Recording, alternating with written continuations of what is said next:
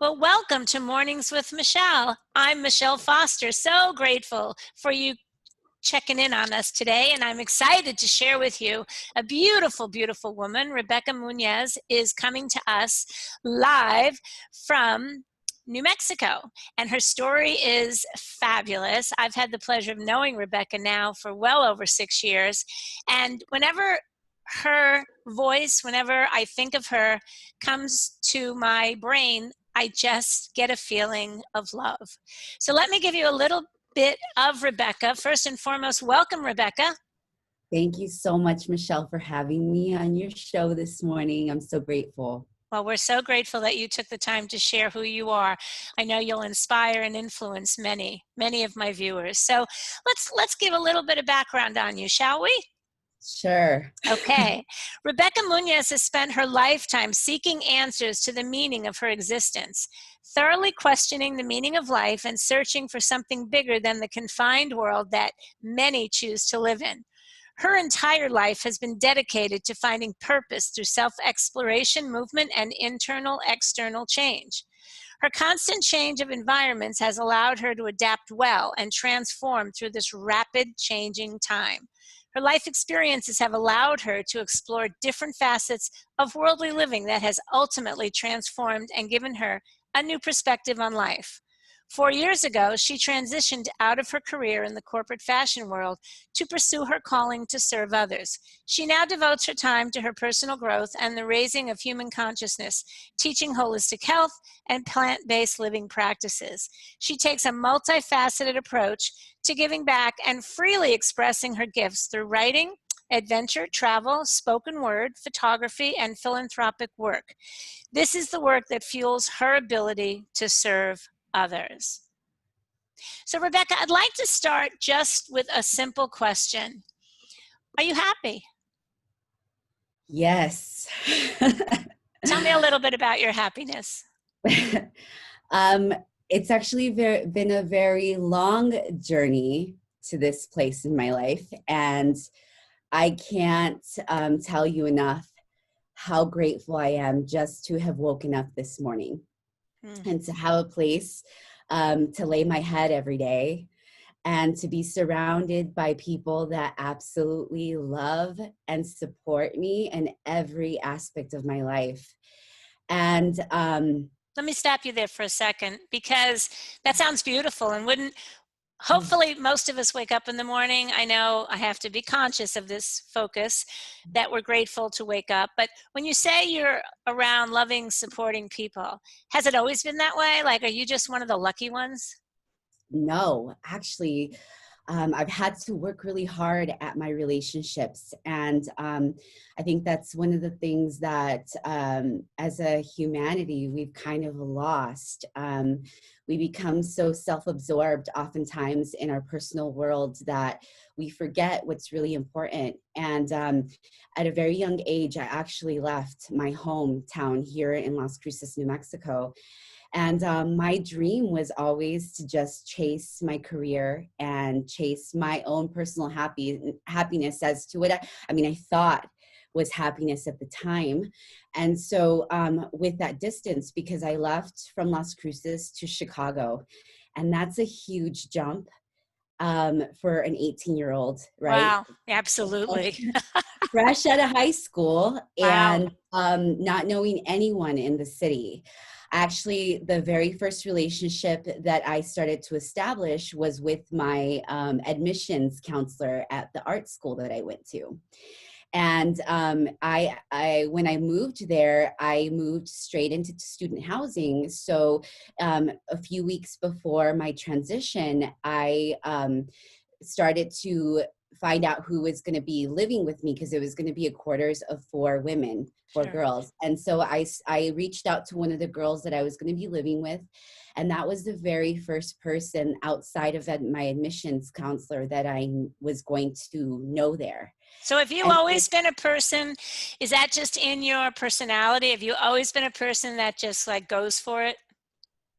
Yes, as a matter of fact, yes. And what's interesting is that from a very young age, because I was very, very close to my mother as a child. And When I don't believe that fear is something that we're born with. I believe that fear is something that we're taught. I've had the opportunity to work with children throughout my lifetime, and it seems that every transition that I go through, children are always involved. And what I've learned through my work with children is that children are so pure, and they have the ability to adapt to everything that's happening. And for them, like, it's almost as like an instant forgetfulness, right? Like they get mad one minute and then the next minute they're like nothing happened. And It's so true. it taught me so much through all of the life transitions that I was going through.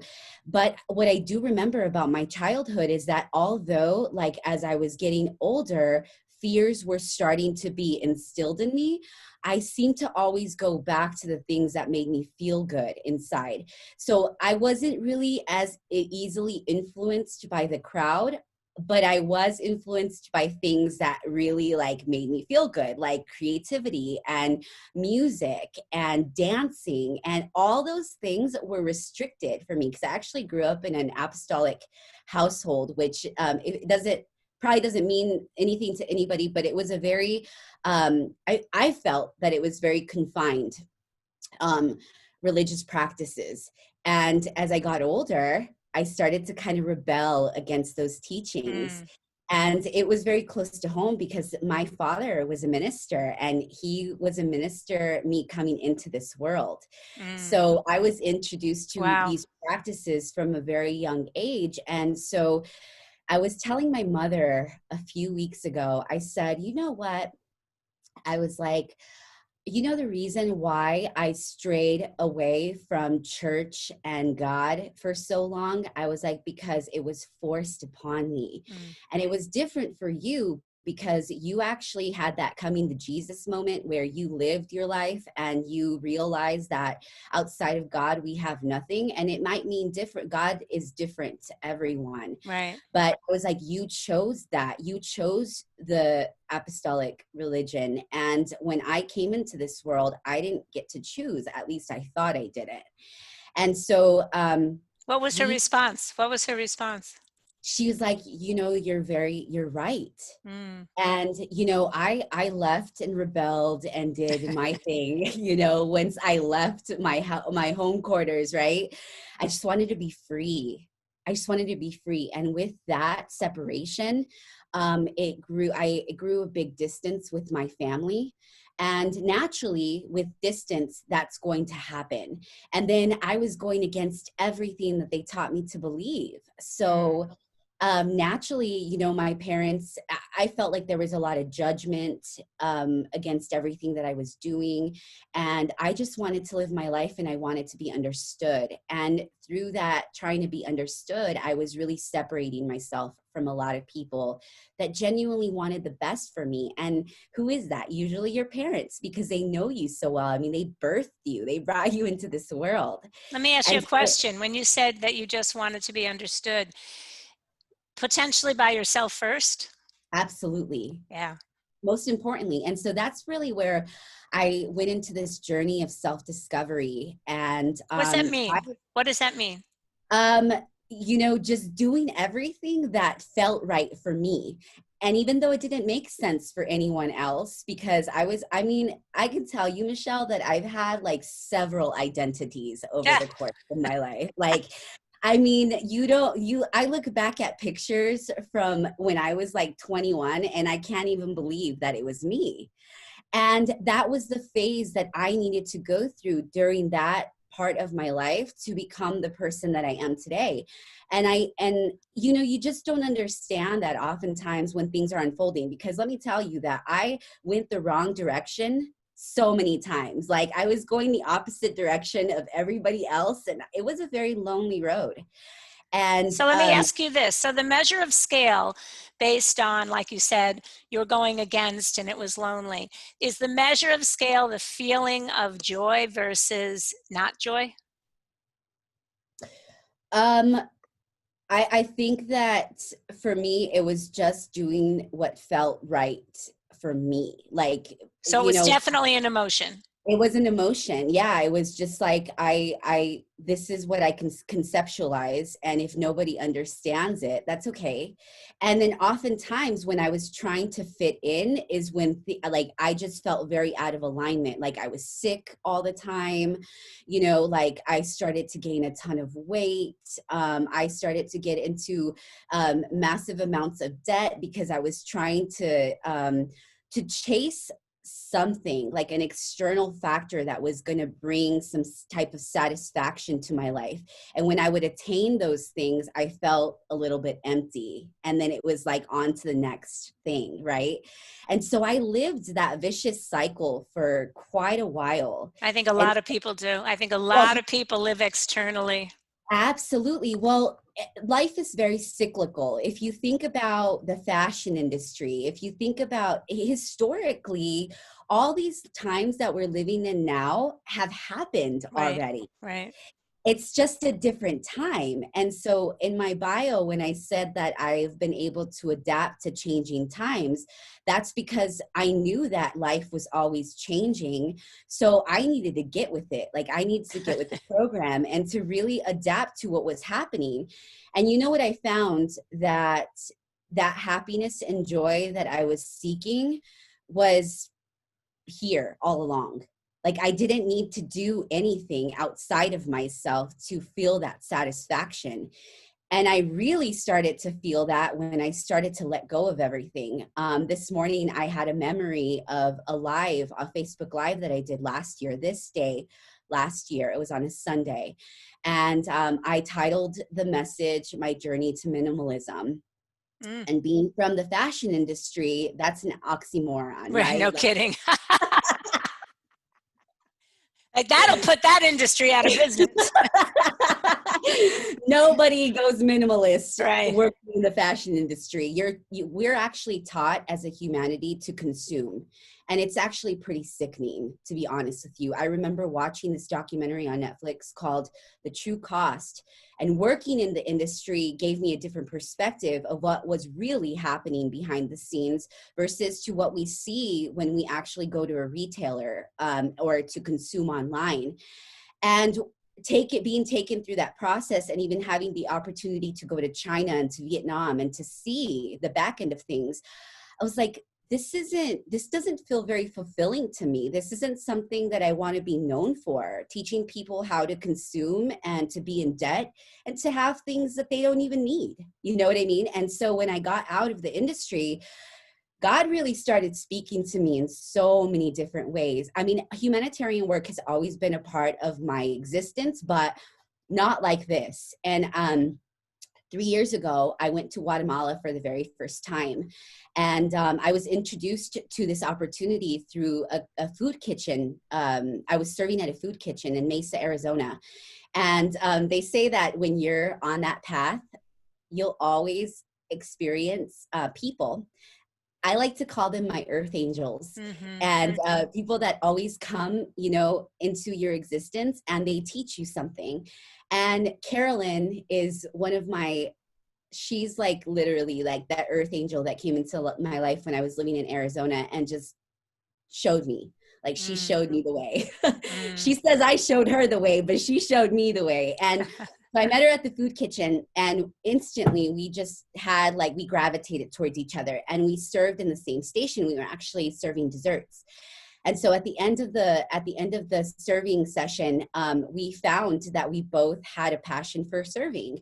And she had already done mission work in Asia as well. No, in India and Mexico. And she had Wow. also gone with this organization to Guatemala. So she's like, hey, they're doing a mission in February. Do you want to come along? And I was like, oh my God, yes. I've always wanted to have the opportunity to go overseas to do mission work. So yes, absolutely. So that next month, I actually raised support. So I've done support for like the AIDS Foundation of Chicago, and I've done with like local organizations to try to do whatever I can to give back. But I ended up so I met her in November 3 years ago, and in December, I raised $1,000 to Good go for on this. you. Yeah. And I literally just raised the money through social media, like just telling people what I was doing, and people were really inspired by I it. It was, remember that. I yeah, remember that. I remember it that. I wasn't, donated. I remember that. yeah. Yeah. So it wasn't the first time that I had raised support through social media. And it was like something that was very fulfilling to me, because you actually, you don't, it's a lot of time that you have to give to raising support and to doing stuff like this. And I found so much more joy in doing stuff like that than to just go out and do it for money. So Because let me often, ask you this. So it takes a lot for you to go out and ask people for money for a cause. So your worthiness because of this cause was very high. oh, absolutely. Unlike Absolutely. when we just consume your word and we feel good for a moment and then that moment is gone. Some people say it felt better before the purchase, right? And so that worthiness can't be bought. It can't. It can't. After that trip, Michelle, an audience, it was a game changer for me. I had experienced poverty firsthand because I come from a very humble background, but also like being from a border city, going over to the other side, going to Juarez to visit my family. You know, when I was a child, my grandmother died in Juarez when I was 7 years old, and I got to go to a funeral and see that process. And it's not the same as it is here in the United States. So oftentimes through that consumerism and through that need to attain more, we forget that we live in a duality filled world, and there's a lot of light and there's a lot of darkness, and Right. oftentimes that darkness infiltrates the light, but we get so consumed by it instead of really allowing that to open our perspective and to allow us to be able to give back to those people. Because if you're in a position where you have the ability to give back, and it doesn't necessarily mean that you have to do it with money, you can do it with your time, which oftentimes measures more than the actual physical money. Because how do you gain money? How do you attain? By giving your time, right? Right. Right. Always exchanging time for money. That's beautiful. That's a beautiful full circle analogy that you just made. I hope our audience got that. That's really beautiful. It, I'm telling you. And so there's a lot of books, there's a lot of literature that I've read over the years. And one of the ones that I really loved was the Gogiver. Mm, And, you know, oftentimes people who reach a certain level of success realize that they've attained all of this stuff for what? mm-hmm. You're only one person. And in all reality, all we really need is what we have right here and what God has given us, right? In our heart and in our mind. And I love Dr. Joe Dispenza because he talks about the mind and heart coherence, and how when you have the ability to connect the two, like there's no limit to what you can do. Because when you're operating off of the frequency of love and compassion, grace, empathy, understanding, forgiveness, like we have the ability to really change the world. And not, I mean, maybe not to the extent of the entire world, right? But this is our world right here. What's in our energetic space is our world. And we don't have to worry what's happening on the news, because majority of the time that's all faux stuff. That's not the reality of things. Well, if everybody felt the way you do when you're talking about that space around you, and if everybody just had that feeling, you would change the world globally because everybody would have that feeling.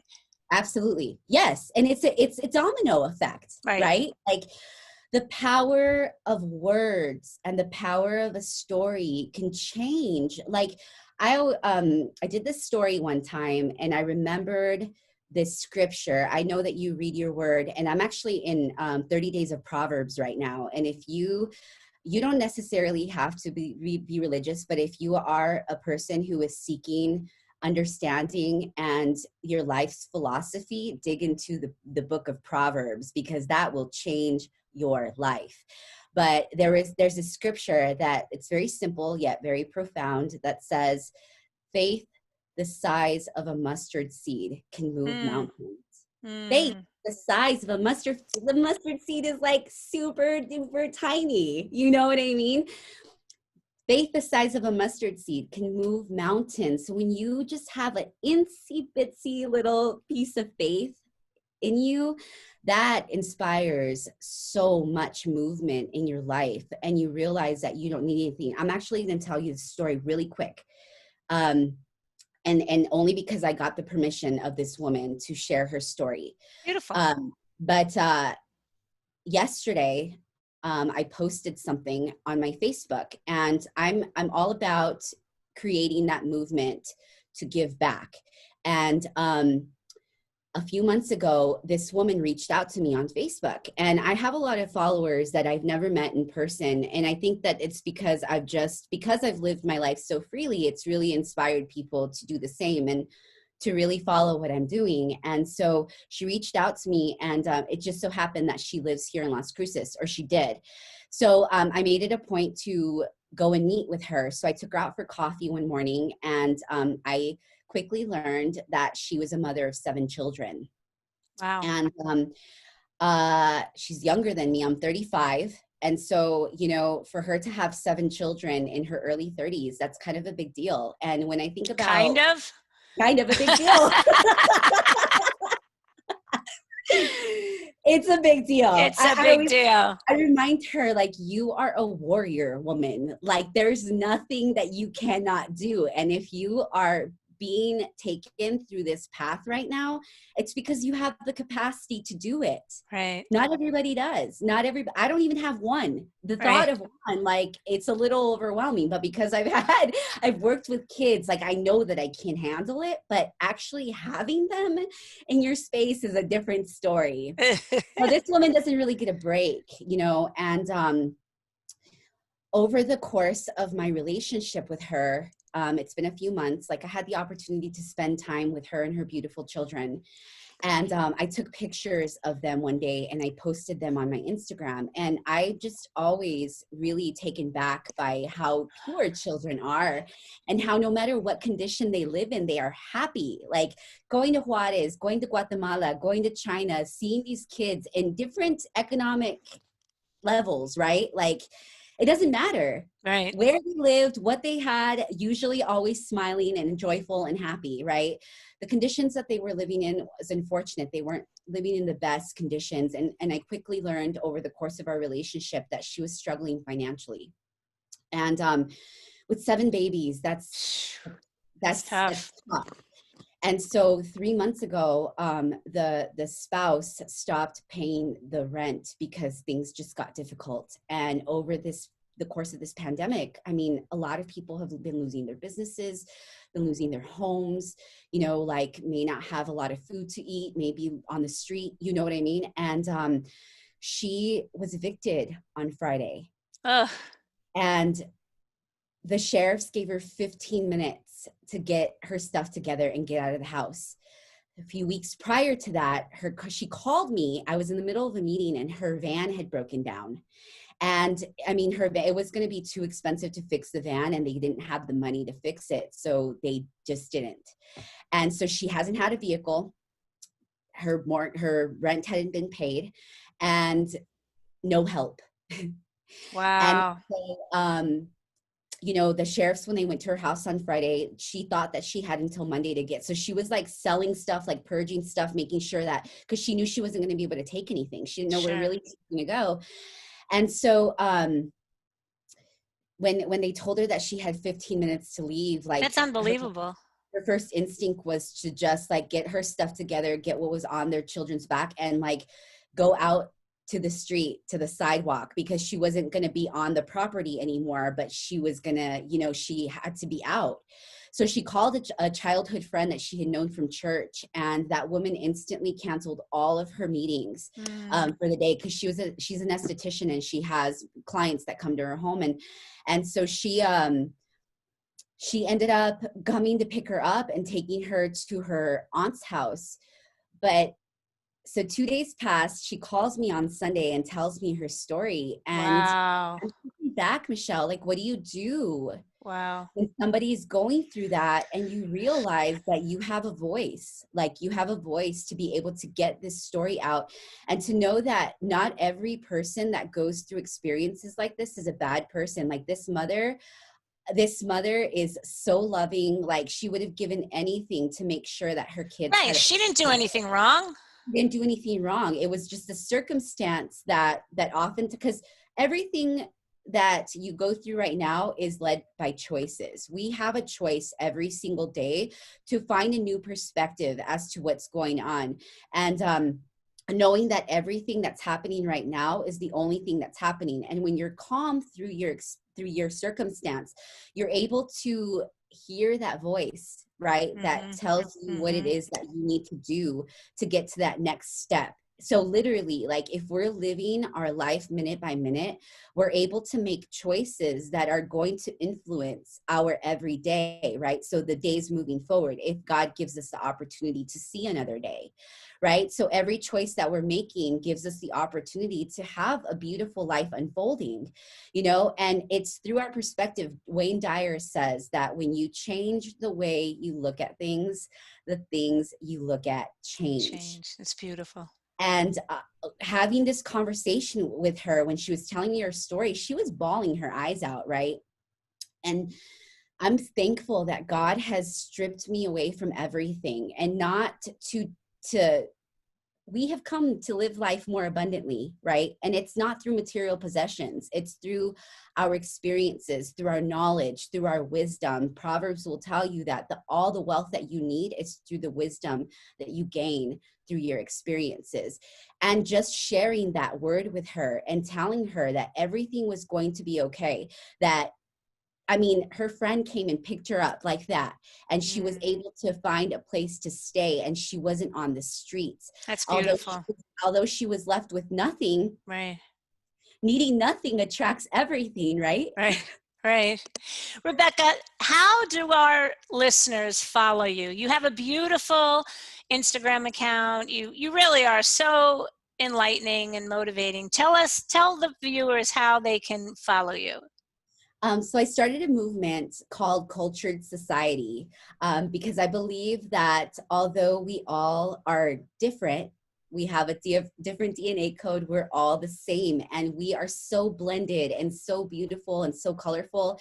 And so I wanted to be able to share that diversity and that multifaceted way of living through social media, because it's a very powerful tool. So if you want to find me on Instagram, you can find me at Cultured Society. And Rebecca Munoz is my name. I have a business page on Facebook, as well as a personal page that's public, that I always share inspiring content and, you know, that you can gain value from every day. I also have a YouTube channel too, Rebecca Munoz. I teach plant-based living, and I do recipes along with you. So it's a great delicious recipes, I might add. Thank you, Michelle. Well, Rebecca, if there's just a way to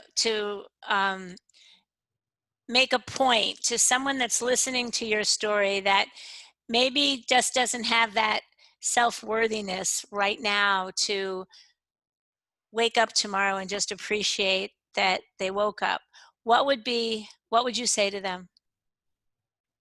I would say that you are beautifully and wonderfully made, and that there is no other person with your DNA code, and that you have a special gift that people need to see. You have a story that people need to hear, and that just accepting yourself as you are without having to change anything allows you to make the decisions that are best for you, that make you feel good at a soul level. And that, you know, every day you can live your life unapologetically, and it doesn't matter what anybody thinks of you. Like, your story is your story, and that's your power. So just accept that. Accept yourself as you are, because you are worthy as you are, and your story makes you who you are. So that's beautiful. That is beautiful, dear. This is Rebecca Munoz. Girls, guys, thank you for tuning in to Mornings with Michele. Rebecca, your parents have to be so proud of you. I'm so proud of you. And I love you dearly, girlfriend. I love you too. thank you for your time and your energy and your beautiful wisdom. Thank I you. love you. Thank you so much. Take care. You too.